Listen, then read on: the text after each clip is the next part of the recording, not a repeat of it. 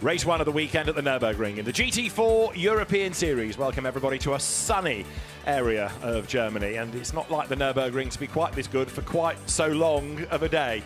We started with bright sunshine this morning. It has continued as we get set for 1 hour of GT4 racing, the penultimate doubleheader of the season. The Nürburgring and the surrounding area looking fantastic, even allowing for all the flooding that was, only less than 2 months ago.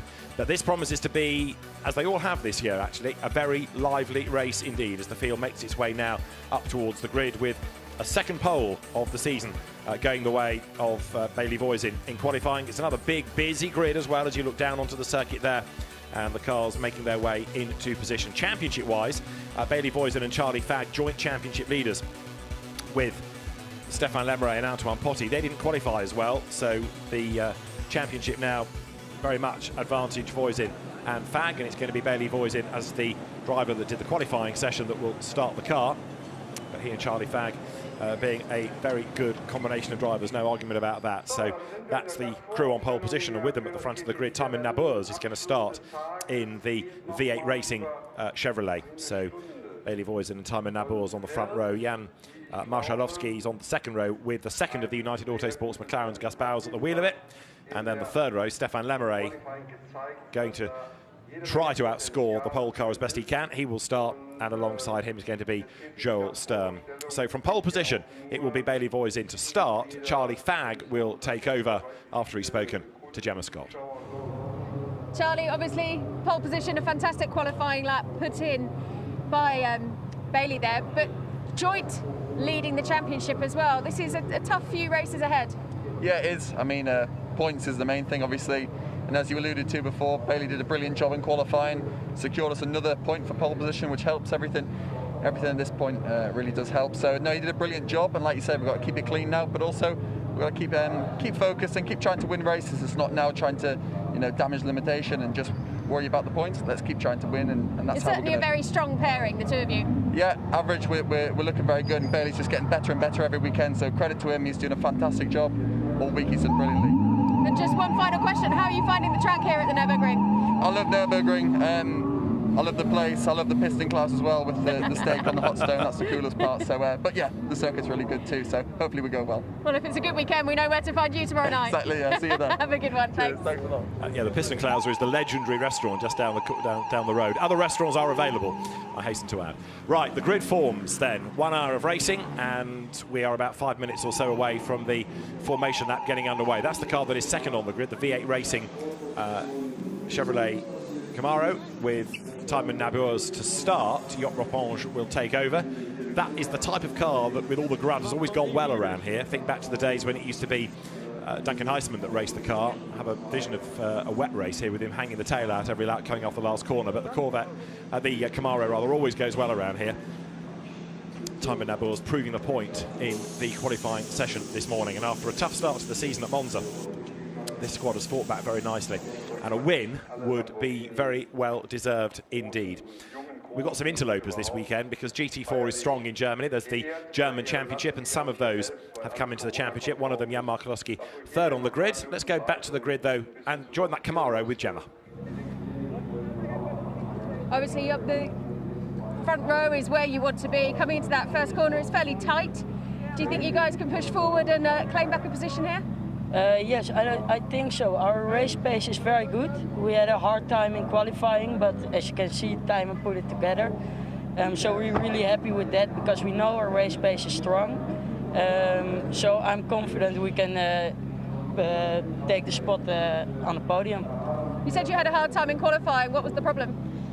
This is not the ultimate track for this car. So we're really happy to be on the front row here. Well, have a great race. Thank you very much. Thank you. History argues with that, given the results the cars had over the years here, but maybe now the opposition is tougher. They are better suited. That's one of the interlopers at Team Zach Speed. Jan Marszalowski is third on the grid for the German team, which of course hasn't just run cars over the years. It's won many a championship. It's also been a Formula One team. But for Team Zach Speed, Jan Marszalowski, certainly one to watch running in the Silver Cup. And hopefully, if this turns out to be a good result, we might see them full time in the future, because it would be good to have Zach Speed in this championship. And they're fourth on the grid, another of the United Autosports fleet of cars. Gus Bowers will start. I think I'm right in saying that's his best qualifying of the year, but certainly a good job done. And that car's on pole for race 2, thanks to Dean McDonald. So again, it has got pace. If anything, that needs to keep out of trouble, because that's part of its Achilles heel this year, getting in a bit of strife now and again. 5th on the grid there, Stéphane Lemeray in the Toyota Supra, the GR Supra, the Gazoo racing car, the bells and whistles version, the performance version. And Gazoo Racing marketing this car. It's gained a lot more sponsorships in Spa as well, but Lemeray and Potty don't just want sponsors, they want points. They want to win this championship. And 6th on the grid is the car that won at Spa, Joel Sturm. He will start. Nikolai Moller-Madsen will take over.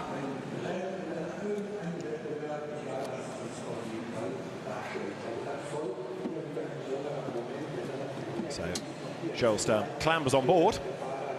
First season in the championship, but he's also shown good pace over the course of the season. So here's another one that could have a part to play. It's going to be interesting to see actually in this race how Voisin and Fag treat it, whether they are determined to go for the race win and get maximum points or just bank points. But equally, even if they do that, they can't afford to keep rolling over and giving points away. So it's going to be interesting to see exactly how they play it. Rui Meerhaus, the Israeli driver, getting quicker and quicker all the time, coming to some new circuits, of course, but Meerhaus and Clement Zeiler lining up then 8th on the grid. 9th on the grid for the Mirage Racing team is Ruben Del Sart, who will give way to Tom Canning for the second stint. Ruben Del Sart, second-generation racer, and now engines fire as we get closer to the start of this first of the 2 races of the weekend. So the grid now being cleared. And in a moment or 2, we will be in business then. So pit window between 25 and 35 minutes, as is the regulation for the GT4 European Series.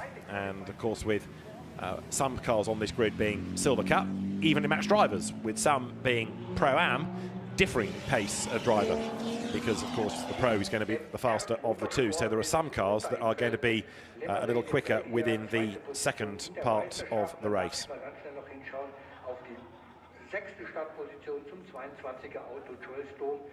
So the driver change time is going to be the pit lane delta of 27 seconds and the stop time of 65, which gives 92 seconds for a pit stop. If you're doing a tyre change, then it becomes longer still, but I don't think in this weather we need to worry about that. So away everybody goes onto the formation lap. We'll have a look down the grid as they do so, because on pole position is Bailey Voisin, and with him at the front of the grid, Tymon Naburs. It is McLaren and Chevrolet at the front, ahead of Mercedes and McLaren. Jan Marshalowski lining up alongside Gus Bowers on row 2. Stéphane Lemeray starts 5th, ahead of Joel Sturm, and then 7th on the grid is where you find the rapid Turkish driver Çambur Kvazi ahead of Rui Meerhaus. Next on the grid is Ruben Del Sart, and alongside him will be Eduard Kauhaupt. Next up comes Marcus Lundstrass, and Christophe Amon will be alongside him. Then Xavier Lloveras starts, not Luc Ibanieff, but alongside him is going to be Loris Cabirou, ahead of Alexander Hartwig and Jean-Luc Daria. Robert Consigny is on the 9th row of the grid with Moritz Krantz for company. Row 10, Luca Bosco lines up alongside Ivan Jacoma.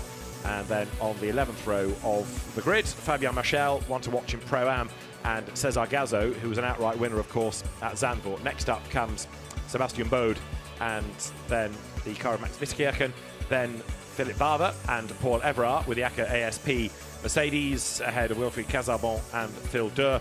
Behind them, you've got Nico Gomar, reigning class champion, and Hassan Tansou's BMW, the Alpine of Stéphane Guérin next.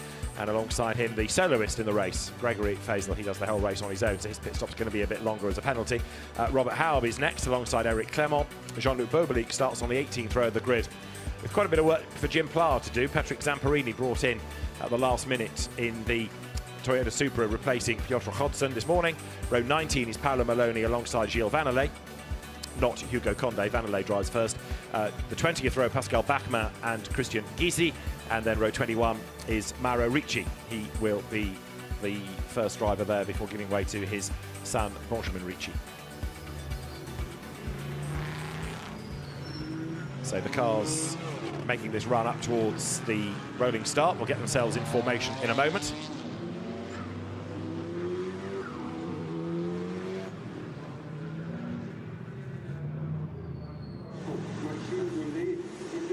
And so there is the teams looking on from the pit lane.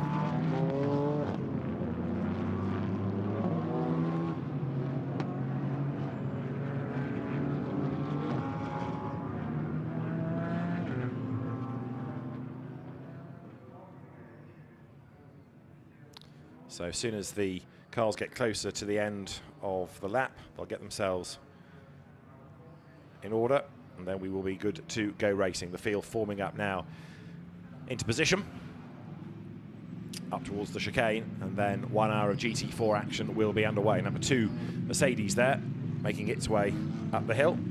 That car to be started by Eduard Kauhaup. So the field now into place, and we should be good to go any moment as the field makes its way into position then. So the race director, Steve Burns, will have his eyes open to anybody transgressing at the start. If he's not happy with the way they've lined up, he can abort it, do another lap, but hopefully we should be good to go as the cars now go through the softer version of the chicane, the so-called motorbike version, up then towards turn 17. And then we will be set to go racing here then as the cars continue to make the run into the right-hander of turn 17. On the other side of it, there'll be the green lights, the green flag, and the race underway to get this first of 2 races, the 9th round of GT4 European Series underway. The cars come up now towards the timing line. The lights go green, we go racing, and a good getaway is made then by, from the second row, Gus Bowers, who absolutely jumps the front. Also going for a gap in the middle there. Look, Jan Marszalowski in the Mercedes, but it is going to be Gus Bowers right round the outside, but on the inside line is going to be Bailey Voisin, and he takes the lead. So Voisin just ahead, Bowers second. Marszalowski's made a good start, and going backwards, look, is the Chevrolet, because Timon Nurburgring is 4th. Timon Nurburgring is about to be 5th if he's not careful, because he's got cars on the outside line. He just about muscles his way back through on the inside of Joel Sturm's Porsche there, but Sturm stands his ground, and he will get the inside line, and he gets the place there going into turn 4. Nurburgring stays alongside him. They both go way, way out wide, even through the gravel, I think they're certainly over the dirt.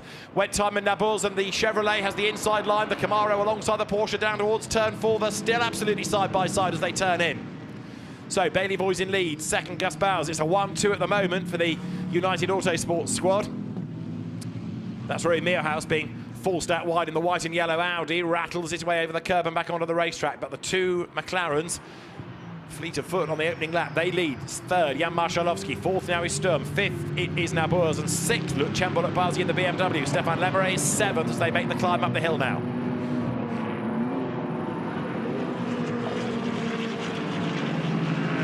So the cars turn up through the Schumacher S, and then to accelerate their way to the Ravenel curve for the first time. But right now, those McLarens looking very, very strong. Each has taken the pole position this morning, and now they run 1-2 in the race as there.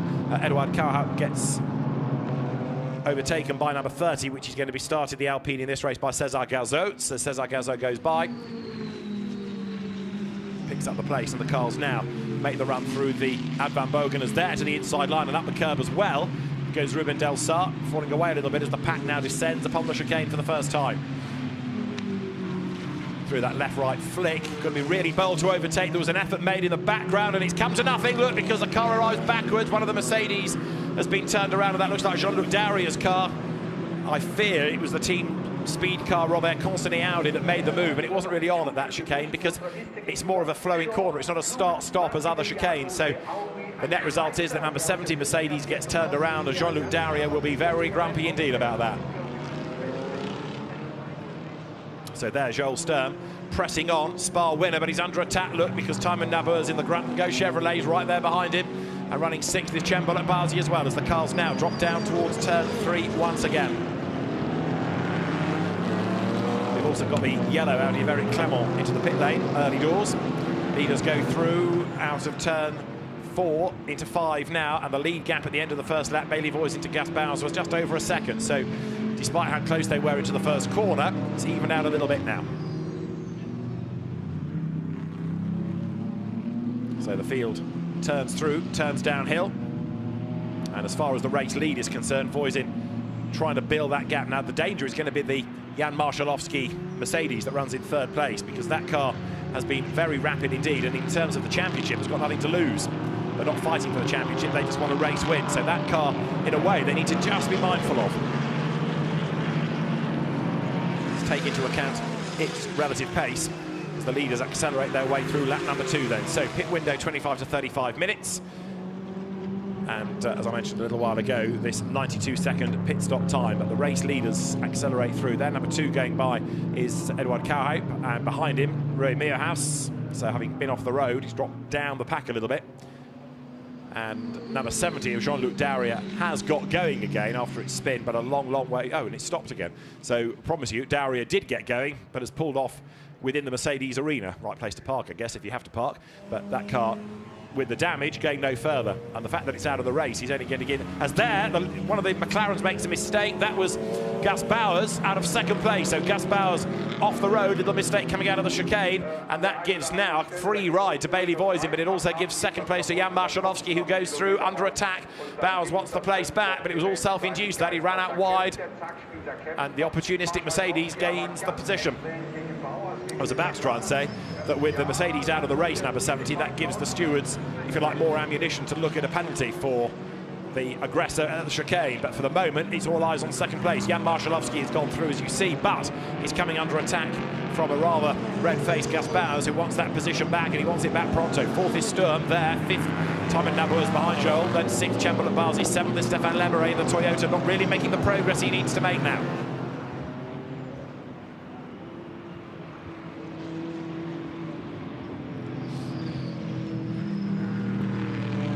69 Audi, I should say, of Michael Blanchemont heads downhill. So class leaders at the moment, well, in the Silver Cup, Bailey Voisin has the advantage. The car of Markus Lundstrass, number 18, is currently the leading AM entry, and in Pro-Am 35, Moritz Krantz for the Sellerslag Racing Team. And drama there as Lemeray goes deep into turn 8 and loses yet more ground as a consequence. Remember, this is the joint championship leading car, joint with the overall race leader, so Lemeray can ill afford to give away places. He must have a problem, because that car just does not have the grunt coming up the hill. Just thought for a moment it might look a bit low at the back, like it's got a soft tyre, but Stefan Lemeray has got a problem. Look, they're streaming past him. So Lemeray is in strife. We've got a yellow flag in the first sector, possibly as they retrieve the number 17 Mercedes, but for the championship, things are going very, very well on 2 fronts now for Bailey Voisin and Charlie Fagg. 1, they're leading the race, and 2, the opposition here is fading away. Does it look low? Is it just my old eyes? There's the Toyota. It's certainly got no pace, so Gemma's going to be on her toes in a minute down the pit lane, because I fear it'll be coming in. Big, big problems for the number 8 Toyota. Then Stefan Lemeray losing more ground up towards the chicane. He doesn't come to the pits, he stays out. Interesting, but the car is fighting a forlorn hope. He's just got no grunt anymore. So Lemeray down to 14th, and more places to be lost. It's not like he's gone into limp home mode. It's almost like it's got a smaller engine all of a sudden. It's just got no pace. To the outside line there, look, number 69 Audi. So a challenge being offered up in this great battle that goes on. Christophe Amont up the inside for the class lead against Markus Lundstrass. He'll go through, and going with them, Loris Cabirou in the Alpine tries to squeeze up the inside line as well. Well, Cabirou is alongside the Aston, but he's on the wrong line for the next corner. So as they turn now onto the straight down towards turn 5, Christophe Amont is the new AM class leader from Lundstrass. The pair of them now split by Loris Cabirou. He's gone through in the Alpine. That has been a really rapid car this season, and it's still rapid right now as the field heads downhill once again. Cabirou from the CMR squad, the same team that runs the Toyota, so busy team running lots of cars, but different brands as well, which is pretty rare these days. Thought I heard a squeal of tyres in the background, suggesting somebody might have just had a brake grab going into turn 8 here, but as the field comes through, no sign of anybody being off the road. Up the hill they climb once more.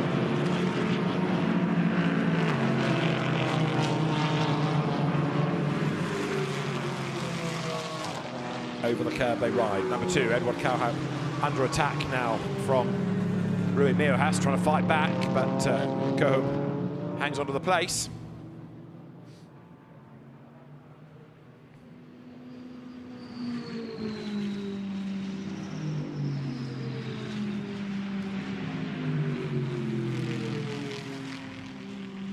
Jean-Luc Daria's Mercedes was indeed assaulted by Robert Consigny, and it's being looked at, that incident, by the officials.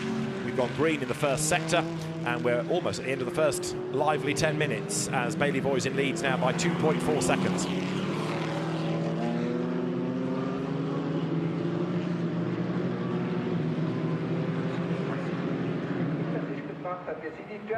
So the race leaders go by, and Jan Marszalowski has just done the fastest lap of the race. In fact, his second spot. So he brings the gap down a fraction, and Joel Sturm almost gets a tap in the rear from Timon Naburs, who was late on the brakes. That's 4th and 5th and 6th. The BMW there, Cembalo Bazi next up as they go up to turn 3 now. Bazi goes through, but not closing on the Chevrolet right now.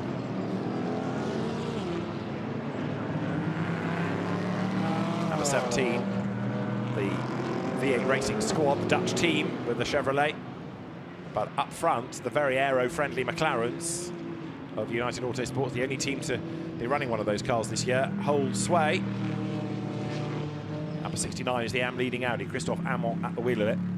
And no investigation necessary for the incident between Consini and Daria, so that's been noted. The stewards have had a look and said, no, that's fine, carry on. Replay here of Stéphane Lemeray in more strife down at the first corner, and eventually the car just comes to a halt, and that causes mayhem behind as people have to scatter. But has Lemeray got going as far as the pit lane, or is that car just tumbling down the order? I think it has remained there. So, yeah, Stéphane Lemeray is not circulating, and that's very bad news. Why he didn't pit with the car losing pace, I don't know, but the car has ground to a halt on the track. Now, there's no yellow flag shown on our timing screen, so maybe it has now got going again, albeit out of harm's way, but Stéphane Lemeray clearly with a problem. Yes, he has got going.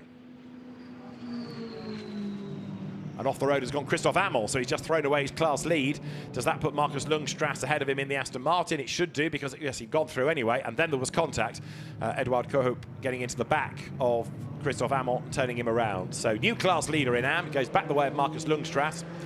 But Lemeray and Antoine Potty with a problem, no doubt about it. Now, did the car stop and reset and set off again? If it was a Control-Alt-Delete type affair, stopping on the track was pretty risky. But anyway, Lemeray is circulating, but he lost a chunk of time, a bigger chunk of time in that first sector of that lap. Marszalowski is bringing down the gap to Bailey Voisin now. So having said the McLarens looked good, they do, but so does that Mercedes of the German team. So from the ADAC's championship, Jan Marszalowski closing the gap to Bailey Voisin. And is that battle going to come alive before we get to the pit window opening, which is at the 25-minute mark?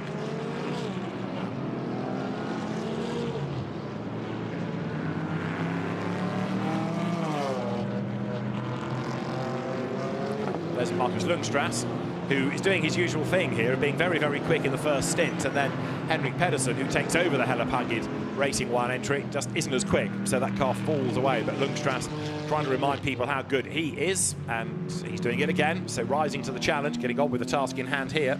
Markus Lundstrass leading the class again, having been a regular racer in German production car series, in the Alpha 147 Cup, and in the KTM Crossbow Challenge in Hungary as well. So down the hill he drops now.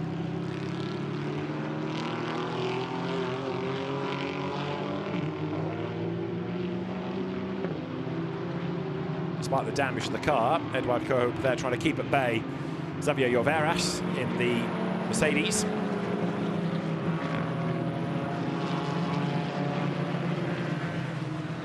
Out of the chicane.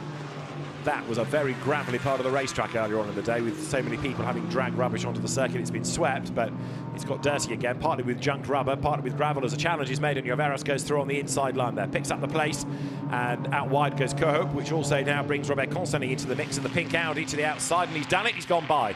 So Edouard Kohoop drops back, and the next car to come up and attack him is going to be the one that made contact with him earlier on, Christophe Amont, who had that spin after the tag between them at the S's. Lots of lights flashing further back as well. So Zargazo's in a big, big hurry in the Aston Martin as the leaders go past the pits once again. Voisin to Marszalowski. The gap's coming down all the while now, 1.2 seconds.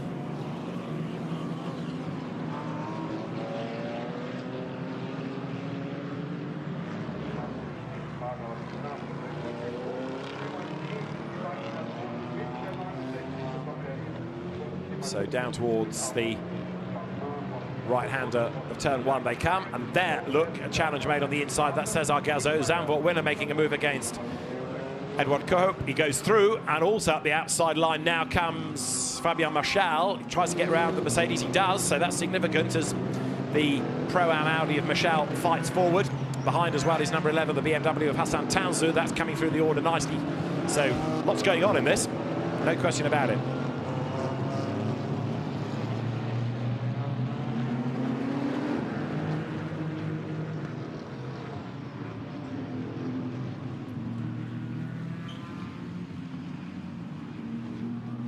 So the race leaders currently work lap number 7. And up front, Bailey Voisin's advantage hovering around 1.2 seconds right now, because Jan Marszalowski has proved he's quick. He's done the fastest lap of the race, and he's still on a mission.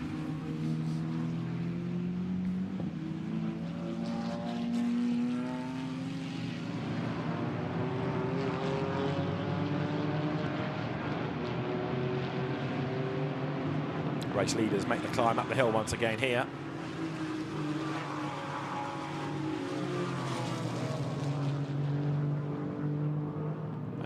There, Gazzo under attack. That was Fabian Michel. Now that is interesting in the sense that you've got the AM from a Pro-Am car attacking a Silver Cup entry, but Fabian Michel is an AM plus really. He's also under attack from Hassan Tansu. There's more dust settling as people run wide coming out of the Bilstein curve, down now towards the Ad van Bogen.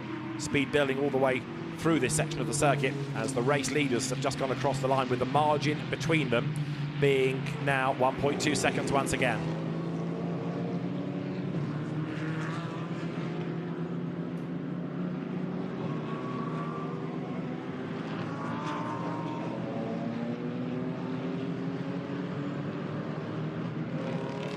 The race leaders go over the timing line.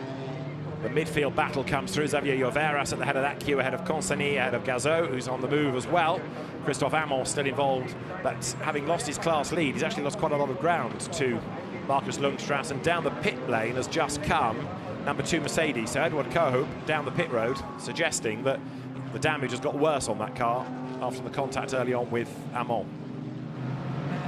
And there is the yellow Audi of Christophe Amon on the tail of the similar car of Robert Consani, which has also been involved in a skirmish in this race.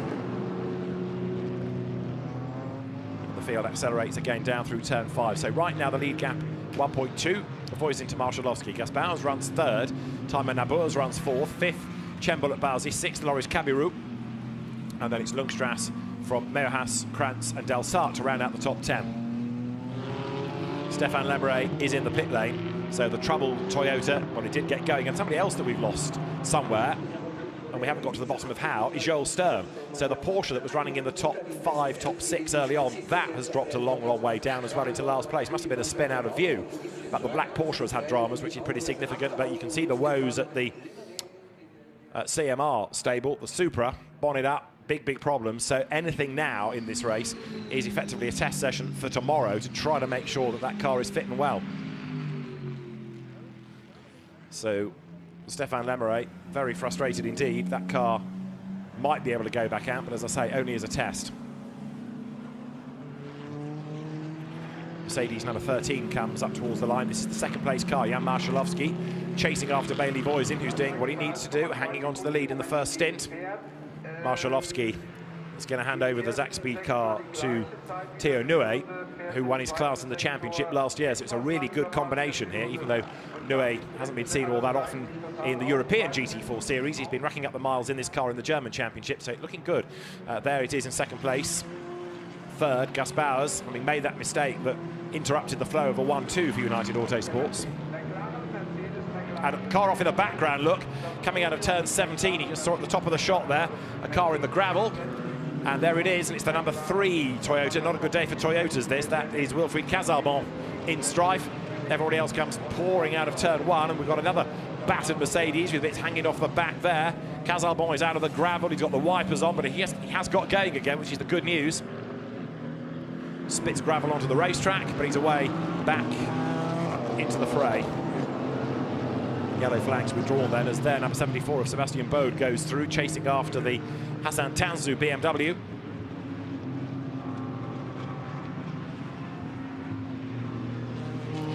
Sebastian Bode drops down the hill. And how did Casalbon fall off the road? It was with help. Clearly it was with help. A big whack from the number 19 Mercedes, which is being driven by Robert Haub. Casalbon, I think, can feel a bit aggrieved about that.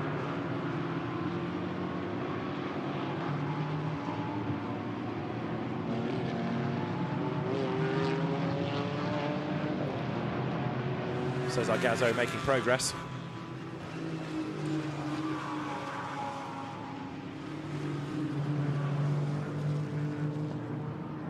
Incident between number 2, which is Edouard Koop, and 69 Christophe Amon. We saw that a little while ago. That's being looked at. by the officials as more dust is settling there on the inside of the Bilstein curve. Now, we're not that far away from the pit window opening, only about 6 minutes or so as the leaders go over the line, and the gap has widened a touch this time between Voisin and Marszalowski. This is the train of cars lower down coming up towards the chicane. Race order on the screen right now as well, confirming Voisin from Marszalowski, Bowers from Naburs, Bolot-Bazi from Cameroon. But the circuit ever more dusty, more and more people skating off the road as their number 126 of Rafael Villanueva comes through.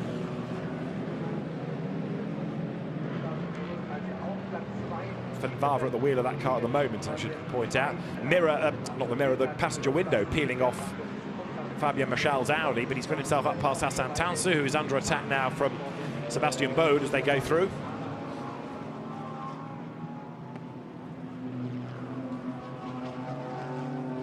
That's the Mercedes with more bits hanging off the back of it. Sebastian Bode and Enzo Juliet, the drivers of that car. Bode for stint 1, Juliet for stint 2.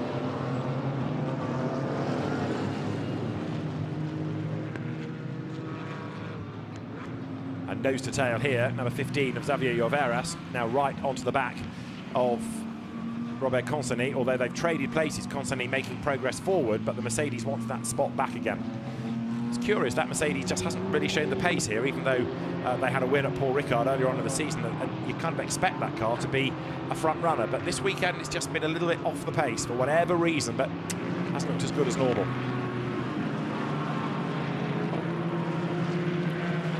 Race leaders climb the hill, and now through the Schumacher S. More gravel has been kicked up, so the road is dusty once again.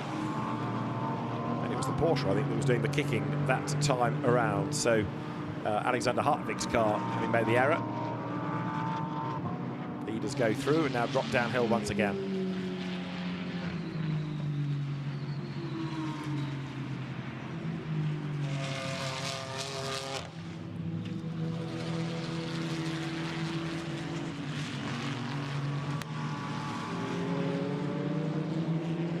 So as the cars turn through, race leaders work lap 11 now. Voisin to Marszalowski, still only 1.2 seconds.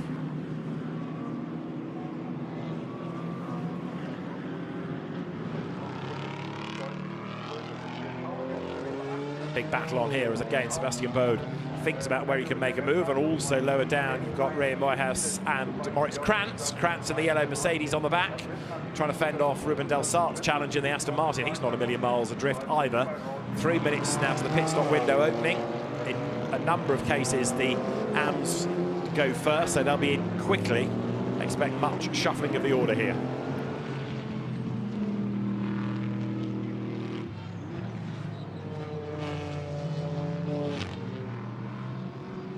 Bit of debris in the road there that people are having to dodge around. Inevitably somebody's going to run over that in due course unless there's a full course yellow to retrieve it, but for the moment people jinking around it. Downhill plunges Moritz Krantz then, who is still leading in the Pro-Am fight from Alexander Hartwig and then Fabien Machel right now. Rui Miohas in the Audi, another of the silvers as he comes out of turn 8, then still hangs on to that 8th place overall. The leading amp is 7th, so again Markus Lundstrass doing an outstanding job. That is the 6th place Alpine going through of Loris Cabirud. That's Lundstrass, and there's Miohas ahead of Krantz, ahead of Del Sart next through. The race leaders down towards us then for the 11th time. Bailey Voisin ahead of Jan Marszalowski. The Mercedes staying in touch. It's going to be a really interesting second stint. Put different drivers in these cars, evenly matched at the moment. And we'll see what pans out between them as up through the chicane they turn. Number 13 Mercedes then of Jan Marszalowski comes out of turn 17 this time, up towards the line. You can hear the Chevrolet a mile away, can't you, as it rumbles its way through in 4th spot. And Timon Nabur is keeping Chambol Bazi's BMW a safe distance behind as they come over the line. The leading gap is down a fraction again. It's now 11 tenths of a second between the top two.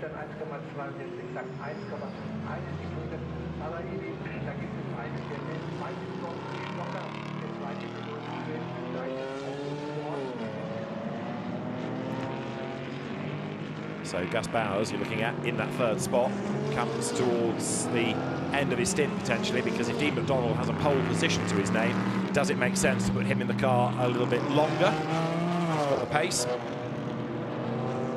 Done a good job, though, has Gus Bowers in that first stint, apart from that mistake, but he's kept the car in the mix, kept it third, and he's not actually lost any more time to Thymen Nabur, so he's remained within that leading group, but the sister car continues to hold sway up front.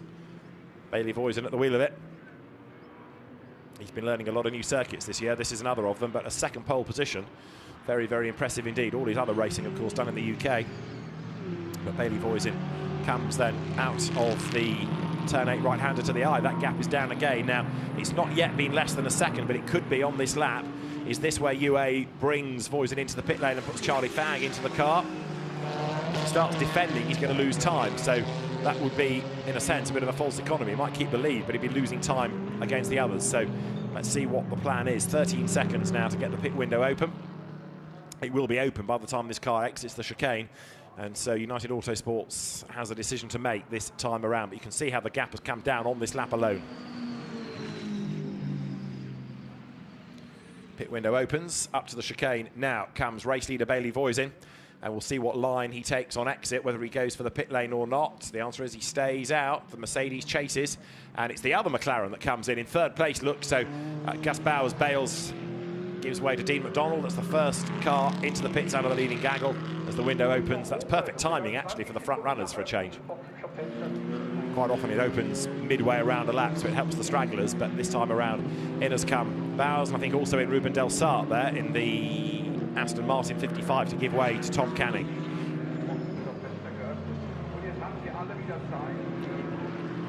Lots more heading into the pits out of that group. Fabien Michal is in. Also Hassan Tansu is in, and Sebastian Bode is in to give way to Enzo Juliet. And Roy Meerhouse is still trying to keep Moritz Krantz at bay as they now turn their way down through the right-hander of turn 1 again.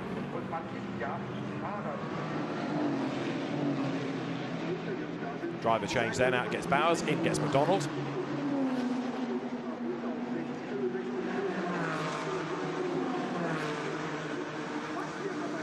So the pit stop time, 92 seconds, remember, line to line.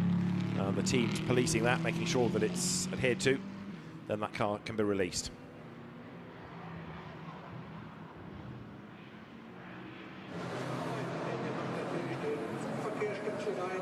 Also in number 19, the second of the Zakspeed cars there, which now will be taken over by Gabriela Yelkova after Robert Haub's earlier stint. Well, there are the two race leaders. The gap was less than a second at the end of the previous lap of 8/10. It's going to be even less again, but now that they've cycled one car through the UA pit, can they welcome another one? Same at Zakspeed, actually. Both teams have brought the second string car in first. The higher place stays out a little bit longer, but maybe now is the time to bring both of these cars in. Downhill they come. So 23, race leader, Bailey Voisin at the wheel of it. Approaches the end of the lap. And is it going to be a pit-in lap this time? We'll see. The answer is yes. He clubbers the curve a little bit, but Bailey Voisin heads for the pit lane, and that means at the end of the lap it is going to be in the lead. Number 13 then, Jan Marszalowski will come through. He takes that longer line, but the faster speed. Oh dear, big drama there for the Dur Group Aston. That's caught fire in the pit lane, or the brakes possibly have caught fire and been extinguished, but high drama for Philip Dur, who brought the car in. So whether that's going to go back out again, I don't know, but there, Marshall standing no messing with his fire extinguisher. Whether that was a bit overzealous for a brake fire, you can make up your own mind, but the team won't be very impressed about it, because that's going to do an awful lot of damage in terms of having to clean one area of the car. Anyway, the extinguishant has been used, come what may. That, if it was a brake fire, would probably have burnt itself out. So that's why I say it might have been a bit overzealous, but you could argue better to be safe than sorry, as the leading car then of Jan Marszalowski tries to build a gap, and now Dean McDonald, having taken over this car, the McLaren that runs currently in on the classification 22nd, the best of the stoppers. He'll gain more ground, of course, as others cycle through their stops, including that car. Charlie Fagg takes over from Bailey Voisin. It led pretty much all of its stint before it bailed for the pit lane, and now comes to its pit stop.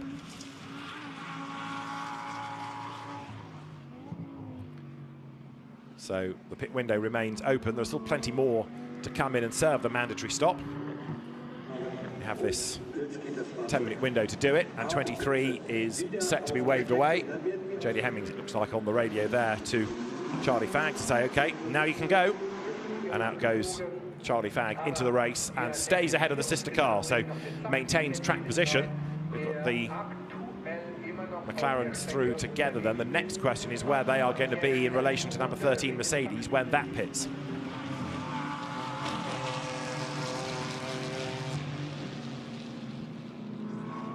It is in this time. So after a lap in the lead, number 13 bails for the pit road now. Down the pit road rumbles the Zach Speed entry.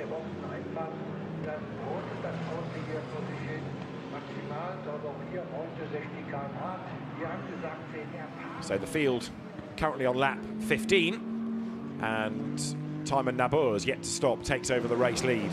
So we need to see where 23 McLaren is in relation to that car at the end of this lap.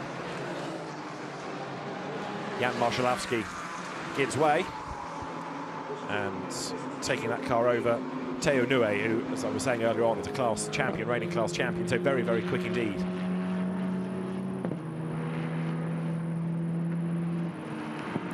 And Bailey Voisin having given way to Charlie Fagg. Charlie Fagg on his outlet, finding traffic ahead of him. That's the Ralph Kellerner's Christian Gysi Audi. Christian Gysi at the wheel of it, the AM, but maximising his time behind the wheel. Ralph Kellerner's knows there's not much of a result to be gained out of this, so he's pretty much happy to let Christian Gysi enjoy himself, and he'll do what he can. So Charlie Fagg goes through, but slightly delayed, but is he going to be able to maintain that race lead? Let's see as the cars come through. Drama here in replay as well. Marcus Lundstras being attacked by Jim Pla, I suspect we'll find has taken over 87, because that was a typical I'm coming through, I'm in a big hurry with a lot of work to do, Jim Pla move. 23 up to turn 17 on the road.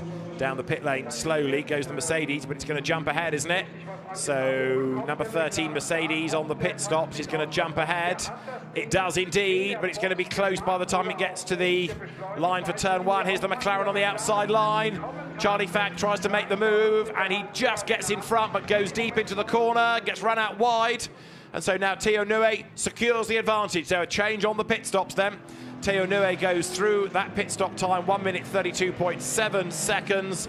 And as far as Charlie Fagg's car is concerned, it was 1 minute 32.5 seconds. So fractionally quicker, but being held up in the traffic on the outlap has gone against Charlie Fagg, as we saw. So Theo Nue jumps ahead of him. There is Dean McDonald in third place. So this is the lead battle that's even closer now, and it's in a different order than it was in the first half of the race. So now the pressure is on Charlie Fagg.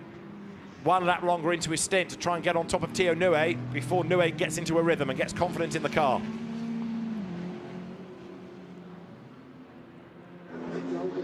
Downhill they run as into the pits, giving up the race lead. Thymen Nabur to give way to Yot Rapinge. So there, mounting the pressure all the time against the Mercedes is the charging Charlie Fagg. Makes the climb up the hill.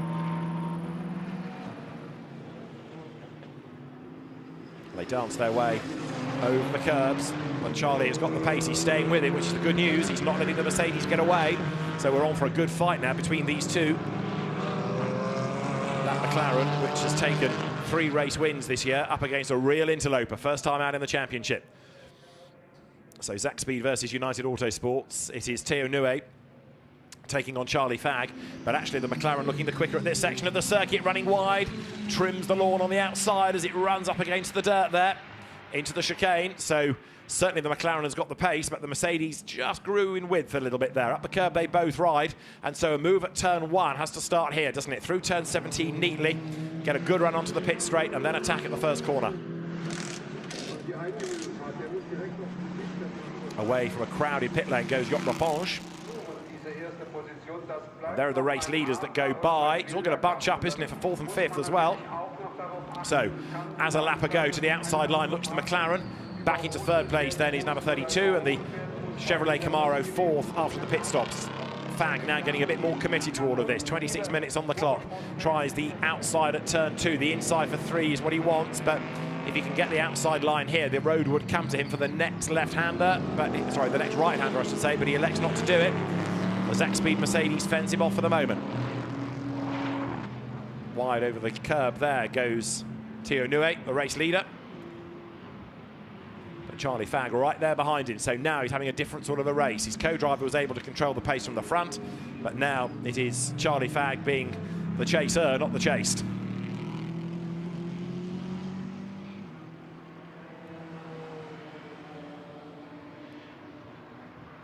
To turn 8 they come. Tighter line employed by the McLaren. Theo Nue hangs onto the position, gets on the power, drifts a little bit wide. That's his dust that's hanging in the air coming out of the corner. Third and fourth not that far behind either, so perhaps closer at the start of the second stint than it was in the first. Out of the Schumacher S they go now, 25 minutes and counting.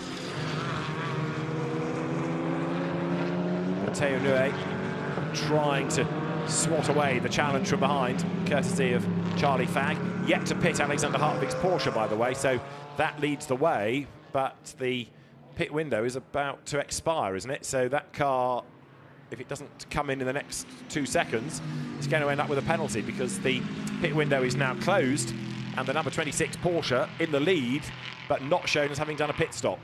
So that's going to cop a penalty as the leaders in real terms, those that have made a stop, come now as one out of the chicane at that big steep curve, almost like a pavement on the outside, and now up towards the timing line once more. Now that's the Hartwig Porsche, and they've missed the window, so Joelke Mathias should take that car over, but it's not shown as having made a stop, and therefore a time penalty, one anticipates, will be the net result.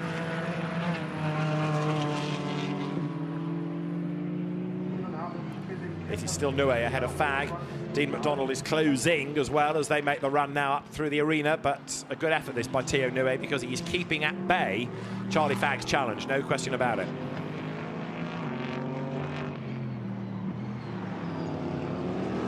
Nue there just riding the curb, having to correct the car as it tried to squirm away from him. He's not being able to get away, but equally Charlie Fagg is not quite close enough to make that move. So the margin is what, a length? Last time over the line it was 0.3 of a second. All it takes is one little slip out of Nue and it'll all change. Downhill goes the Mercedes then, still clear up front.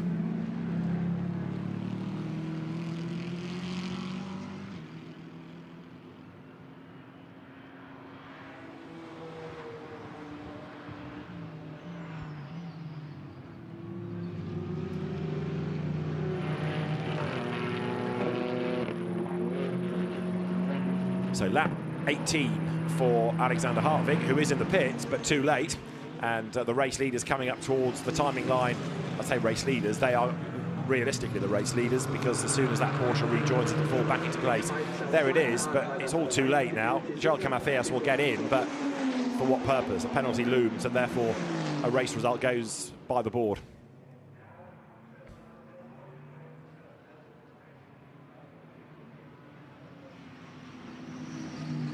So Nue just ahead of Fagg, and again the McLaren quick at this part of the circuit. Charlie Fagg applies the pressure, tries to force the mistake out of Nue, but he's got to be mindful here that McDonald is almost with him in third place, and he's taking with him Yot Raponge fourth in the Chevrolet. Nue a little bit deeper into turn 17. Doesn't that waste a fraction of time? Gives Charlie Fagg maybe renewed optimism now as they come up towards the line once again. The margin between Mercedes and McLaren as they go through, therefore, is now 0.4 of a second. It closes again under braking for the first corner.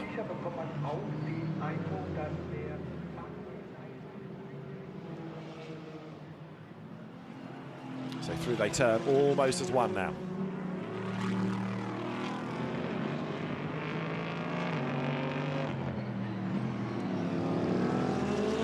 Mercedes arena. Mercedes leads. More drama coming out of the chicane here, way out wide, almost to the Nordschleife there. Was that the Clement Zeiler Audi number 14? It was. So Clement Zeiler off the road and eventually back on again. Needed the sat-nav to get back on the circuit, so wide had he gone. But the three race leaders, and it is definitely three for the lead now, work this 18th lap. They're heading down towards turn 8. So Theo Nue leads the way. He's doing a good job in the lead of the race as well, withstanding the pressure. But for how much longer can he do that?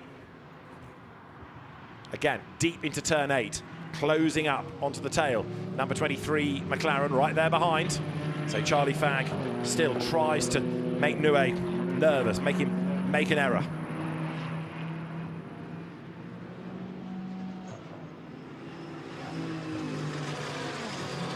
21 minutes then, the final third of the race about to be started as the cars work their way yet again out of the Bilstein curve.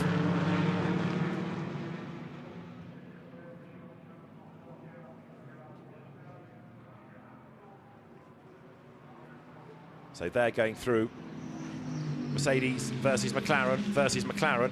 In fourth place, the Chevrolet is just falling away a little bit now, so it's 3 rather than 4 in that leading queue. Pit window closed, still 1 or 2 investigations going on, like Jim Pla on Henrik Pedersen. Pedersen still leads the AMS, by the way, from Michel Blanchemin and then Eric Hare. But the race leaders go through, and it is now Nue to Fag, 4/10, and it's 6/10 Fag to McDonald. So UA still looking strong, but it's all about Nue withstanding the pressure now, and it's a long, long stint to withstand it for. 20 minutes yet to go in this race.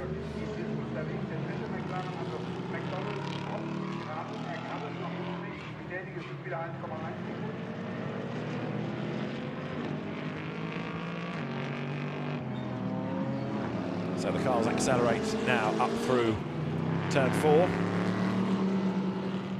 And now the run down again towards the fast sweep downhill through towards turn 8. But Theo Nue, race leader, hustles the car in. There is no doubt he is under pressure. And Charlie Fag again there, forcing Nue to really work the car. The back this time tries to break away from the driver, but being held well. 26 is under investigation. Alexander Hartvig for stopping outside the window, no surprise there. We've got Greg Gilvaire under investigation for speeding in the pit lane. Bit more surprising. And the leaders are at turn 8, and we're on lap number 19, and it is still Mercedes from McLaren.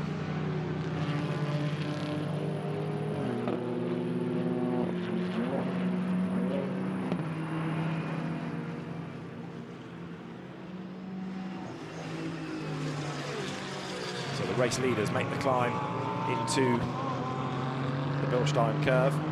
Charlie Fag trying to work out what he can do next. He's applied the pressure, and Nue is not yet cracked.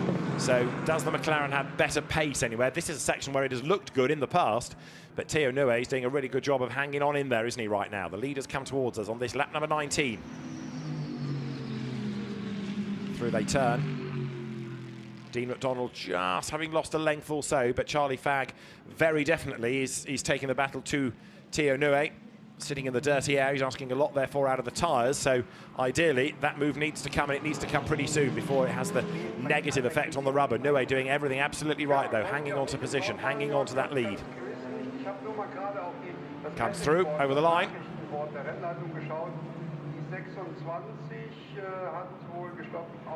The leaders now drop down into turn 1.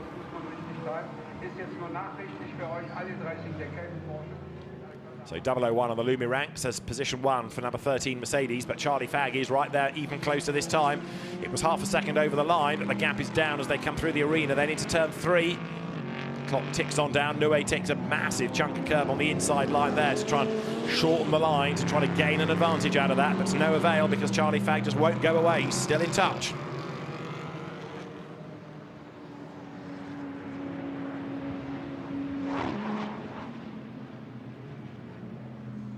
Leaders go through together once again. Lap 20 now.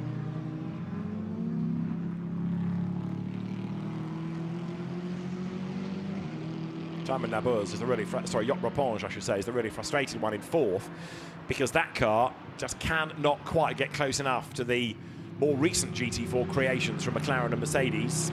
It's an older car by construction. It's a simpler car by concept, you could argue as well. But right now, number 13 Mercedes still leads the way. Theo Nue uses as much curb as he dares there. So too does Charlie Fag.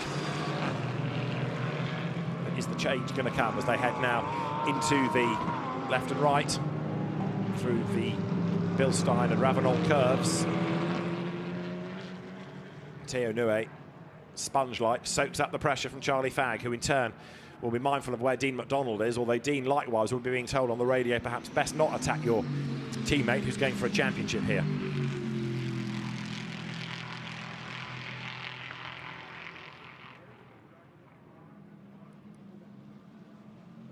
Bouncing over and up the curb goes Nue. This will put 20 laps in the book for that car. Up towards the timing line once again. through, they turn. So Mercedes leads McLaren. Is this going to give Yacht Rapinge a chance of getting closer again? It just looks as though that car might have gained a little bit of ground in the background as they come into the arena once again. The Zach Speed Mercedes still leads the way, still clear up front.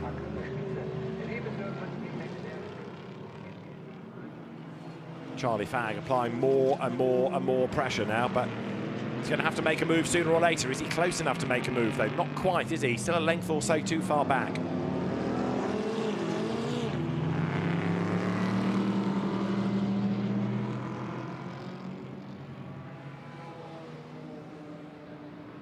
So they turn now down into turns 5 and 6.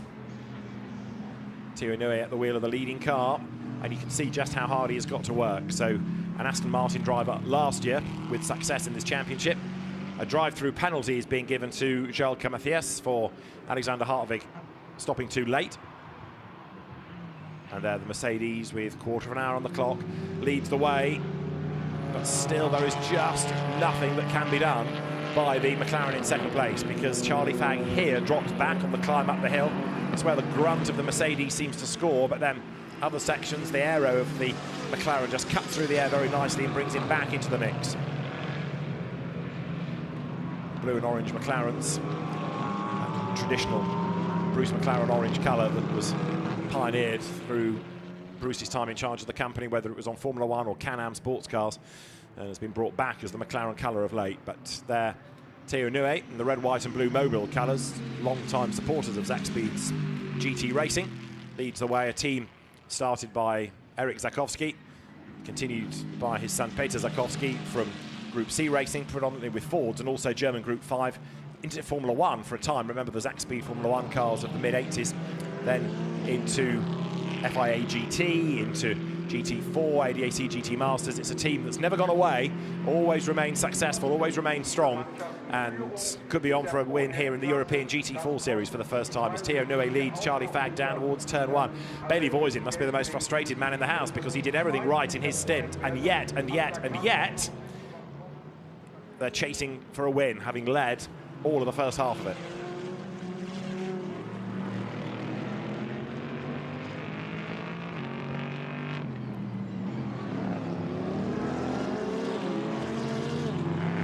Out of turn 4 go the leaders over the line. The gap was up actually to 0.7 of a second. So are we now starting to see Newey just gain the advantage over the McLaren? I still wonder whether Charlie Fagg, having sat in the dirty air for so long, might have done the tyres a bit of no good. And maybe that was clever on Newey's part to force the issue, knowing that if Fagg was cooped up behind him for so long, he'd be able to make a bit more of an advantage after a few laps because of the wear on the tyres. There's quite a lot of communication going on in the marshal zone in front of me, which is where the marshals communicate with race control, as though something might be looming, a board might be coming out in a moment. But as the leaders go by, that is now a gap, isn't it? It's not just nose to tail. Charlie Fagg not quite as close as he needs to be. Jan Marszalowski did the fastest lap of the race in the first stint, and that good work being carried on by the number 13 Mercedes, now in the hands of Thierry Newey.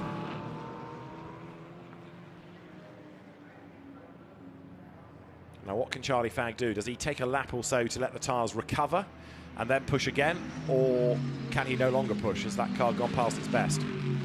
Well, either way, he's running second, and the other one that's dropped away quite a chunk is Dean McDonald, isn't it, in third place. That car has fallen back markedly in that third position. Fourth still is Yacht Rapinge. Fifth is Bekke Bestler's BMW, and sixth Vincent Beltoise in the quickest of the Alpines.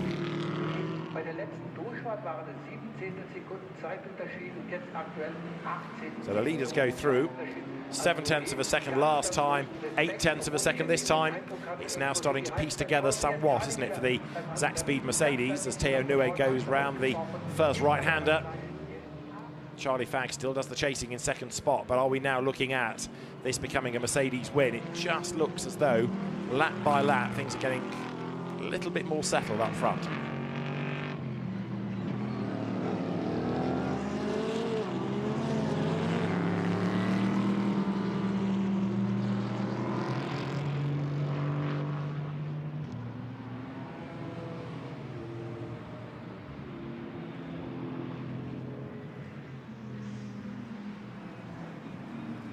Charlie Fag again drops downhill.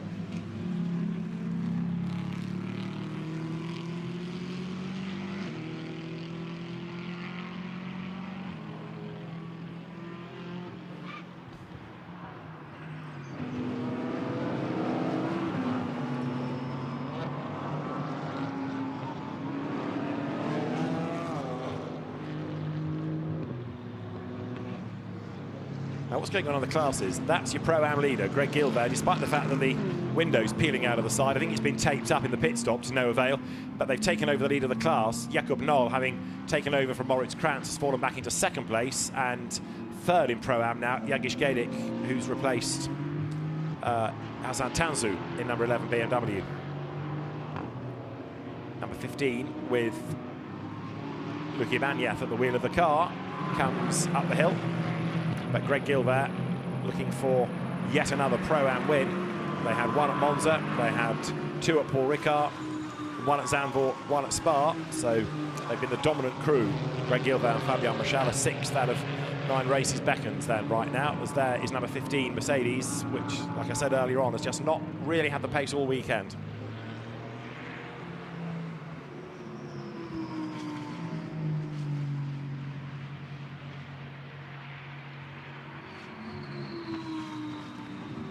So they're going through is Ivaniev.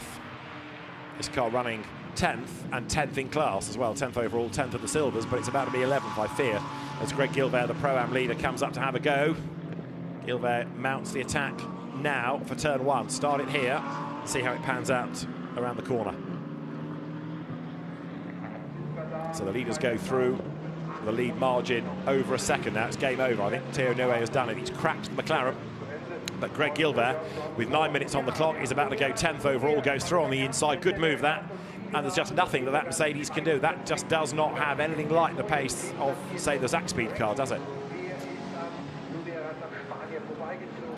So through goes number 42 Audi, gains ground, takes the place. And not only that, but also has a bit of a cushion now over the second-placed Pro-Am entry, which is Jagish Gedik. He's also moved ahead of Jakob Knoll, who's fading a little bit as another battle comes up towards the line here, involving Aston Martin and Porsche. Back onto the road ahead in 24th place, Anthony Hodgson, taking over from Patrick Zamperini. Behind is Eric Hare. You've got Max Busnelli in the Porsche. That's a long, long way down. Number 718 Cayman, and it's about to go further down as Greg Feisel comes up on the outside line to try to go by. Can't quite do it. Runs out of road there with 8 more minutes on the clock now.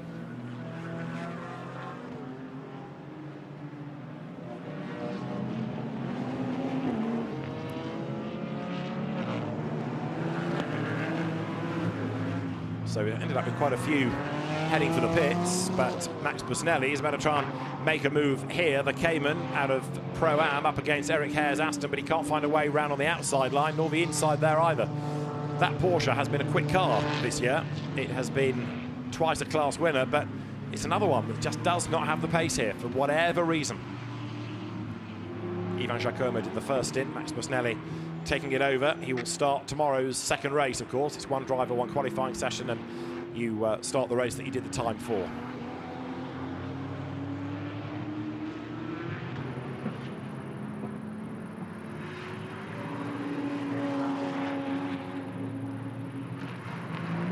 So there, Greg Feisel goes through, still hustling on.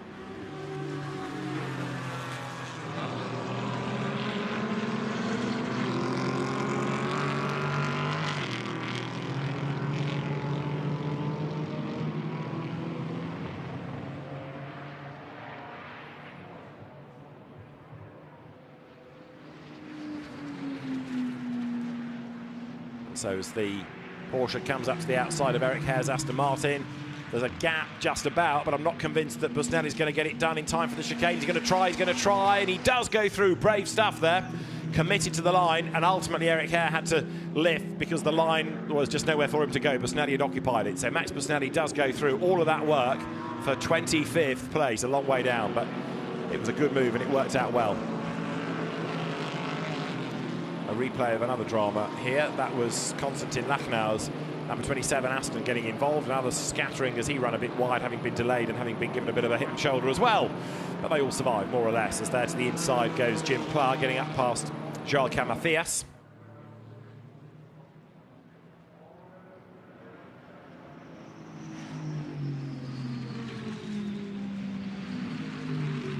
Now that is Jock Rapponge, who's suddenly gained a lot of ground against Dean McDonald, as one McLaren's fallen away, another one has also been caught. So Charlie Fagg 1.2 seconds back from Theo Nue with just under 6 minutes on the clock.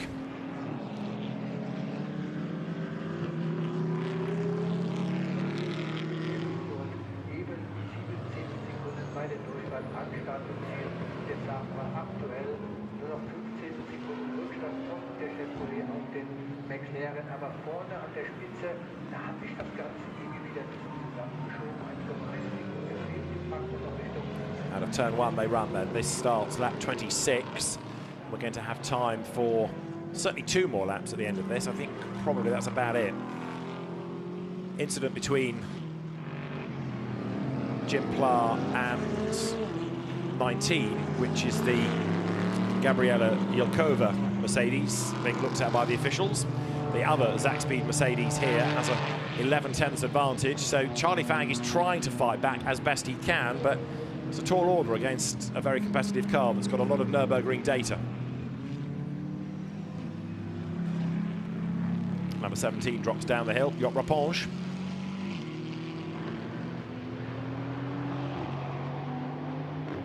So that Chevrolet Camaro, it runs 4th.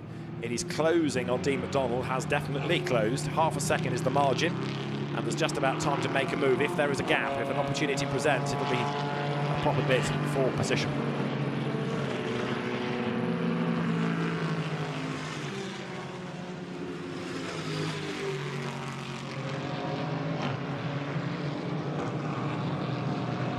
So there through is Rapponge. Only his 2nd season of GT4 racing, up against Dean McDonald, who's been another GT4 gun for a couple of years now, the Scottish driver who came out of karting and himself bagged not only a pole here, but also at Monza, going back to the start of the season.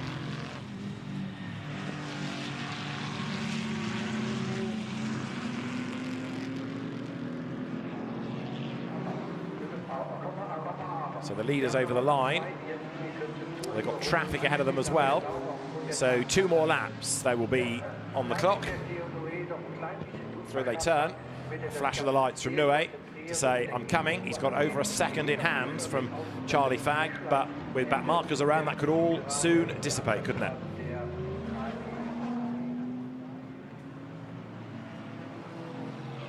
So they turn their way now once again up through the arena. As they do so, there the back marker Henrik Pedersen gets out of the way, lets the quicker cars go. Just up the road further, number 3 Toyota, which was delayed early on in the race. That car has fought back as best it can. Andrea Benezet at the wheel of it right now. There is McDonald then, still 3rd, but the lead gap possibly down to the eye. There McDonald careful in the traffic as he gets past Henrik Pedersen now. So they make the run down towards turn 8. Pressing on all the time. Charlie Fagg trying to have one last shot at this, but the only real reason it seems that that car isn't in the lead was just a fraction of a second lost in traffic on Charlie Fagg's outlet when the Mercedes had clear road and was able to go absolutely flat out, and that rather tipped the balance, didn't it? So Nue leads the way. This for 3rd and 4th. Rapponge still chasing after Dean McDonald.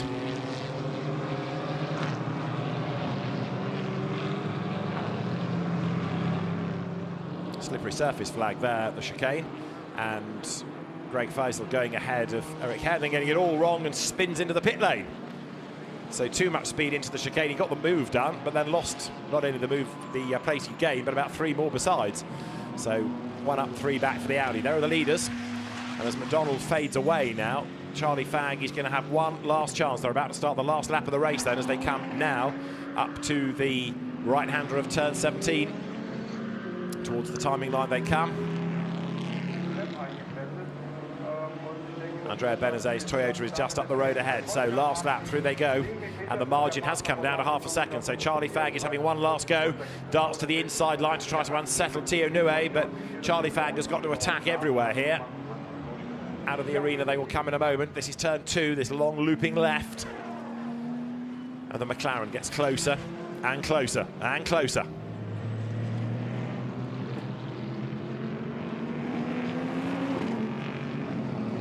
Still Theo Nue hangs on.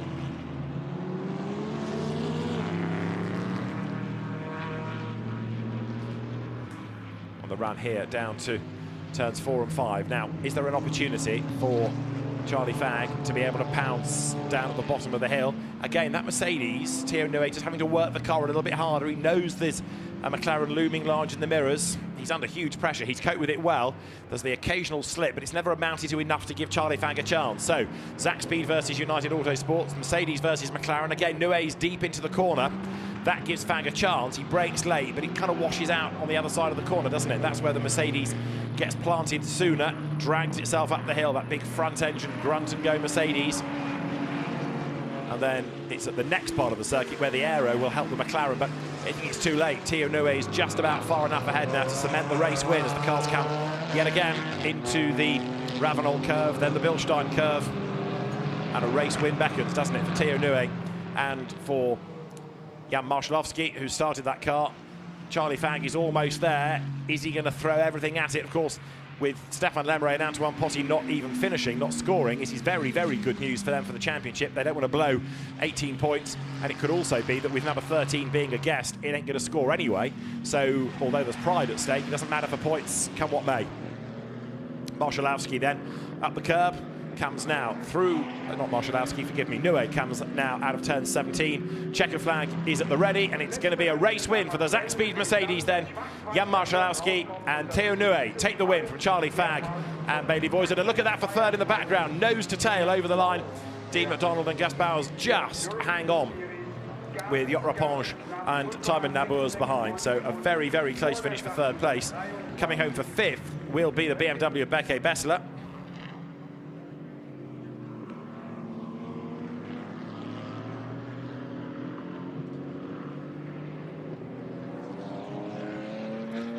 They turn. Beke Bessler's BMW there in the background is going to be not fifth, not sixth. It's dropped back on the last lap to seventh. So Benjamin Lariche and Robert Consani take fifth in the Audi. Tom Canning gets sixth, the Ruben Del Sart, and the BMW falls back to seventh. There's the Pro-Am winning Greg Gilbert, Fabian Machal Audi from Clement Zeiler and Rui Meerhaus. And then Luc Ibanez brings Xavier Oeris' Mercedes home to round out the top 10. Now we need a winning AM, don't we? 69 Audi was ahead starting the lap. Michel Blanchemin. There is the Audi, still clear in class. Comes up towards the line.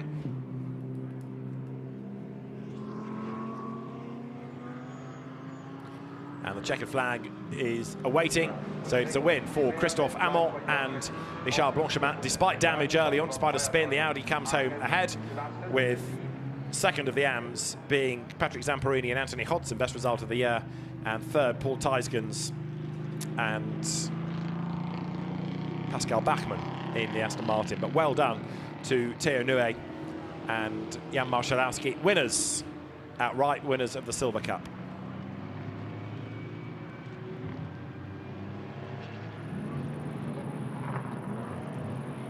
But for Charlie Fagg and Bailey Voisin, a good haul of points there. And especially so with the demise of number 8, the Potty Lemre Toyota early on in the race.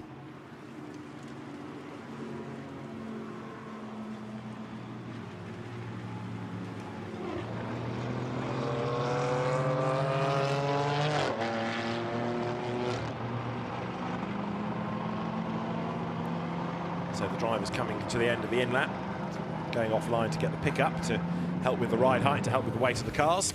Let's have a look at the results of that race then. There are 1 or 2 investigations still going on.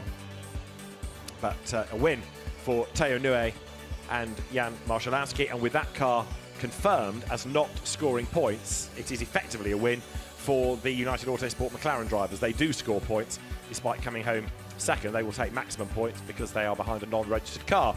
But Zach Speed then win on the road from UA second and third, first and second for points, ahead of the V8 Racing Chevrolet Camaro in fourth place. Jan Marszkalowski and Theo Nue, the winners from Bailey Voisin and Charlie Fagg. Gus Bowles and Dean McDonald for the podium as well. Nabours and Raponge take fourth. Last lap drama put Consigny and LaRiche fifth. Delsart and Canning sixth, and down to seventh dropped Beke Besler with Chembol at Balzi. Fabien Michel and Greg Gilbert win Pro-Am. Second in Pro-Am, Hassan Tansu and Yagish Gedik in the BMW. Winning Am, Christophe Amon and Michel Blanchemont further down the order. And some great battles, some hard luck stories as well. None more so than for Antoine Potty and Stéphane Lemeray, whose Toyota faded away, stopped on track, got as far as the pit lane and was never seen again. So that is a car that will need quite a lot of work overnight, ready for race 2 tomorrow, which is going to start, of course, from a totally separate grid from qualifying, not race results from today. There you can see the list of retirements and quite a few teams with some midnight oil to be burnt.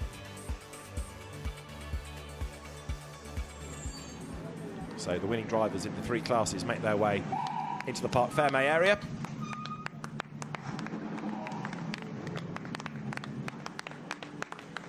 A very happy Theo Nue in the car. Jan Marszkalowski ready to congratulate him.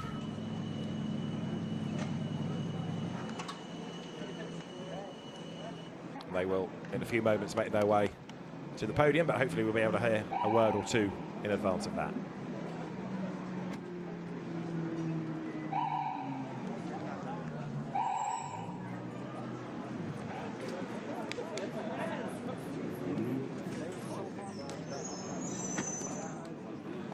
So Theo Nue back in the championship and reminding people just how good he is.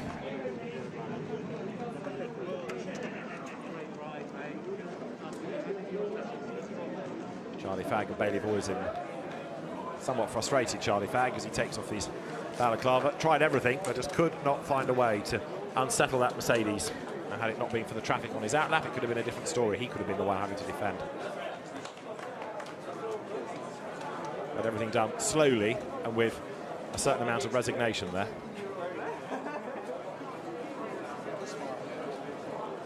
So Charlie Fagg forces a smile, but very disappointed, understandably so. Let's hear from the winners, though, because Theo Nue and Jan Marszkalowski don't score points, but they do score a win. Clearly and quite rightly delighted with that win. The pressure was on, though, Theo, for that first part of your stint. Yeah, at the beginning the McLaren was really fast. Then I pushed one lap to make the gap and made it at the end. Car was amazing. The team did an amazing job. It's good to be back in Europe. Absolutely, and a quick word from yourself as well. Yeah, it was, first part was also not easy. It was a lot of dirt on the track always. But I tried to keep the tires as good as possible for him so that he can, has the pace to win the race. And although the McLarens were so fast, I'm so happy that we managed to win it. Must have been fairly nail-biting for you at the end there as well. Yeah, sure. It's always worse when you're out of the car than when you're in the car. Well, delighted, smiles on your faces. Well done. Thank you very much. Well done to the Mercedes drivers then, taking the top step of the podium, which they will hopefully head to shortly. Thank you. Charlie Fagg and Bailey Voisin taking second spot. Let's have a look then at how that affects things going into tomorrow's race, because in the Silver Cup the advantage hugely extended now for Charlie Fagg and Bailey Voisin, with Antoine Potty and Stéphane Lemeray not scoring as a result of the mechanical dramas for the Toyota.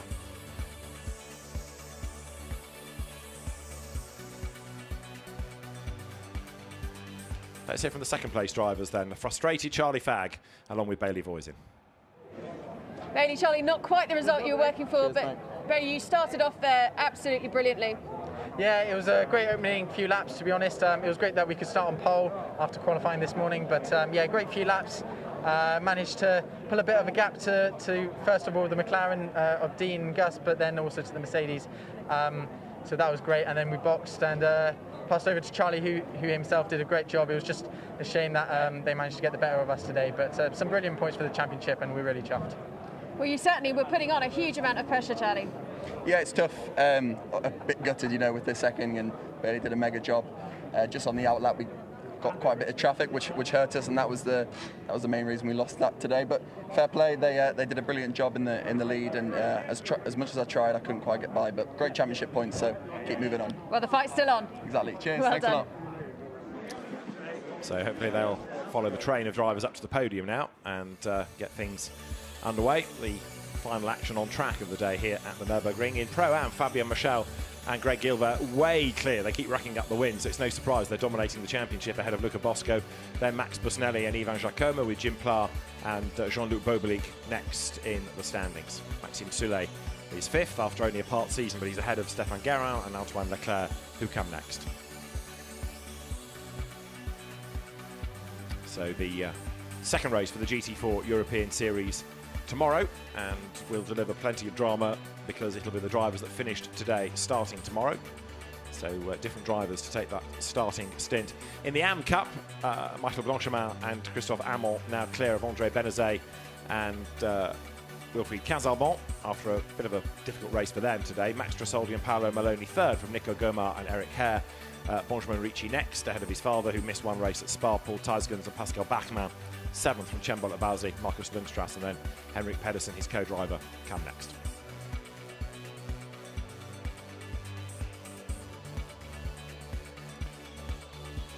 So the GT4 European Series, again boasting big grids, good racing, and that was, I think, one of the few races this year we've got through without any full course yellow or yellow flag dramas or safety cars. It was a good clean race around this 5-kilometre circuit, and an excellent drive by Théo Nuet and by Jan Marszalowski to take that race win.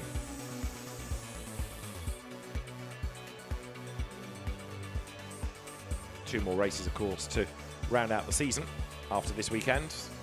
One more double header, but one more race to look forward to here at the Nürburgring. So the glorious weather that we've enjoyed all day continues. Let's have a look at the highlights as the drivers go to the podium. It all began with that pole position McLaren in the hands of Bailey Voisin, grabbing the advantage, although Dean McDonald did come up to make life hard at the first corner. Couldn't quite find a way through. Not for want of trying, though, as the cars then accelerated their way around that opening lap of the race, dropping down the hill. The leading car charging its way up through turn 8. And at the end of the lap, we had a bit of hip and shoulder, which did for Jean-Luc Daria. The Mercedes being turned around, he got going, but with the damage, didn't go very much further. It was a punctured tyre that meant he couldn't really do 5 kilometres like that, and he ended up parking the car. Bad news. A mistake made by Dean McDonald allowed Jan Marszalowski through for second, and then he chipped away and got onto the tail of Charlie Fag as Stéphane Lemeray, Bailey Voisin's tail, I should say. Stéphane Lemeray ended up with a retirement, the Toyota grinding to a halt on the side of the circuit. Drama for Christophe Amon, who was tapped into a spin. A good lead in the AM category, early doors to the 18 Aston of Henrik Lundstrass. And then contact did for Wilfried Casalbon. He was turned around at the last corner, fell off the road, but was quickly able to get himself back and moving again. So Bailey Voisin's car stayed out for a lap longer than the sister car. Dean McDonald coming in to replace Gus Bowers at the wheel of number 32. And Jim Pla, with his elbows out at the inside of Henrik Pedersen, forced him out wide, as into the lead of the race went Théo Nuet, just jumping ahead on the pit stops. Charlie Fang tried his hardest around the outside, but went deep into the corner, ran out of road, and had to slot back in behind as Clement Zeiler ran out of circuit altogether coming out of the chicane, and just got himself gathered up in time. So Nuet versus Fag was the story of the final 25 minutes of the race, effectively, as those two cars ran together, but Charlie just could not find a way through. Didn't matter whether they came across traffic or not, it was always that Mercedes that looked the stronger and hung on to take the race win. First time out in the championship, and a maiden win for Jan Marszalowski and Théo Nuet. Charlie Fag and Bailey Voisin taking second, but taking maximum points. The Mercedes drivers not registered. So out onto the podium come the Silver Cup drivers and also the top three overall. So Gus Bowers and Dean McDonald take third place. For second spot, it will be Bailey Voisin and Charlie Fag. And the race winners for the home team of Zakspeed will be Jan Marszalowski and Theo Nue. The Mercedes drivers come for the top step of the podium here in race 1 in the GT4 European Series at the Nürburgring.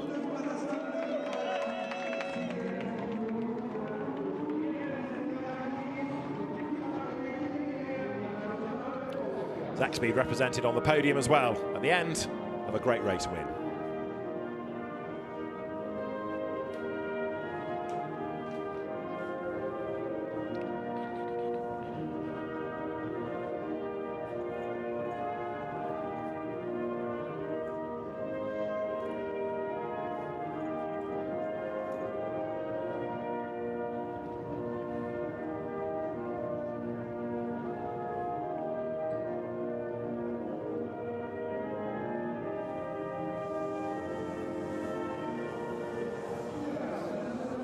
Well done to Theo Nue and to Jan Marszalowski. The German national anthem plays for the winning team. Drivers now get together, hats on, photographs to be taken, trophies in hand.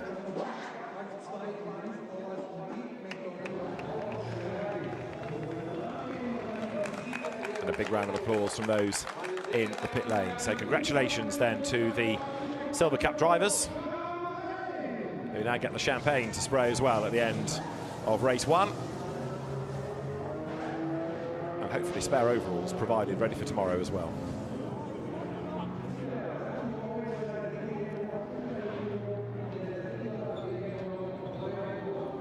So the Silver Cup drivers celebrate on the podium at the end of the opening race of the weekend for the GT4 European Series.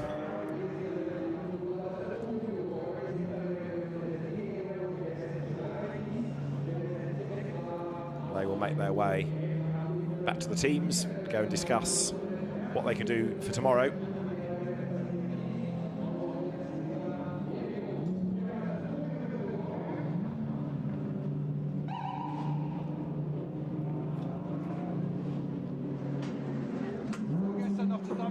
So as the Silver Cup drivers leave, next we should turn to Pro-Am, where out will come for third place number 34 Stanislav Mercedes combination of Luca Bosco and Maxime Soule. For second place will be Hassan Tansu and Yagish Gedik, and yet another win, and provisionally a championship as well. We reckon this gives them the Pro-Am title. Fabien Marchal and Greg Gilbert for the Santalok Audi team, and Santalok will be on the podium as well to take honours in Pro-Am.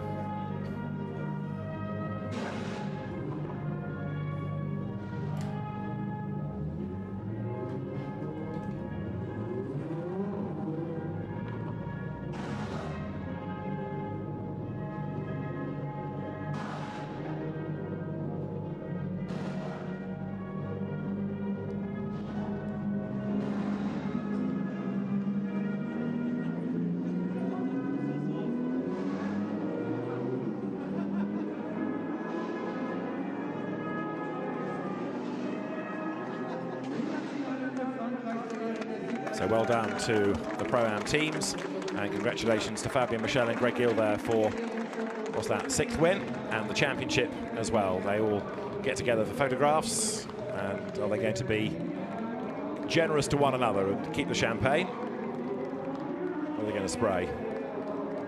They are going to head from the podium, and that means that we have the AM podium to conclude the ceremony here at the end of race 1. The drivers for that are ready in the podium room. Third of the AMs being Paul Teisgens and Pascal Bachmann in the Aston Martin. And they will be the first drivers to be called forward from the Street Art Racing squad. Paul Teisgens and there Pascal Bachmann.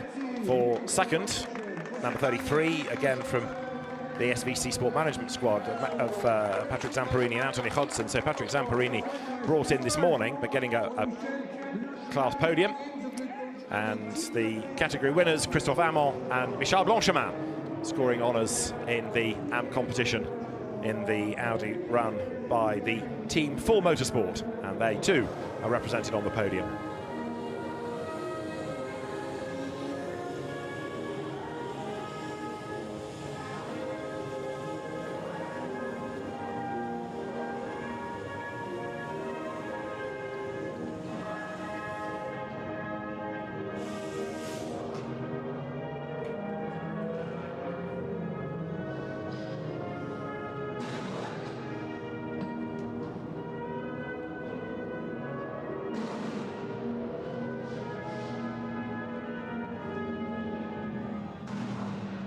So well done to Christophe Amont and Michel Blanchemin, winners of the AM Cup at the end of race 1 in the GT4 European Series. There's more of the same tomorrow.